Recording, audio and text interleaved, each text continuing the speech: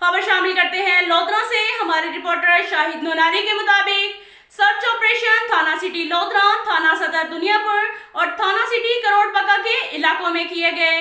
तर्जुमान operation की command circle officers की search operation के दौरान 285 घर और होटल्स चेक किए।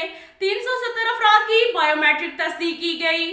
सर्च ऑपरेशन में 9 मुल्जमान को गिरफ्तार किया गया और असला मंशा बरामद की। मुलजिम नाजुक से 20 लीटर शराब, अब्दुल सितार से 20 लीटर, महफूज से 20 लीटर, समद से 20 लीटर और मुलजिम नासर से 20 लीटर शराब बरामद की। सर्च ऑपरेशन में मुलजमान इरफान से क्लाशनकोफ, गुलाम यासीन से क्लाशनकोफ, हयात से बंदूक 12 बोर और मुलजिम अलादाद से पिस्टल 30 बोर बरामद की। मुलजिमान के खिलाफ मुकदमा दर्ज कर लिए गए।